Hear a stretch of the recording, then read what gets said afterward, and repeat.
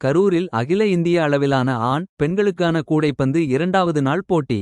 கரூர் மாநகராட்சிக்கு உட்பட்ட திருவள்ளூர் மைதானத்தில் 65ஆம் ஆண்டேயில் ஆர்ஜி நாயுடு மற்றும் 11 ஆண்டு பெண்களுக்கான கேவிபி சுழற்கோப்பைக்கான ஆண் பெண் அகில இந்திய அளவிலான கூடைப்பந்து போட்டி நேற்று துவங்கி 6 நாட்கள் நடைபெறவுள்ளது.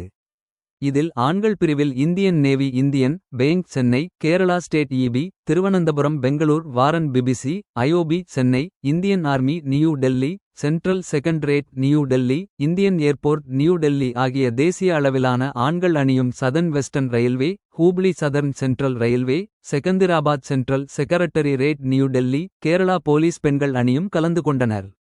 இந்த போட்டி லீக் மற்றும் நாக்அவுட் முறையில் நடைபெறுகிறது. இன்று நடைபெற்ற போட்டியில் இந்தியன் வங்கி மற்றும் யங் ஓரியன்ஸ் அணியும் மோதியதில் 69க்கு 59 என்ற புள்ளி கணக்கில் இந்தியன் வங்கி அணி வெற்றி பெற்றது.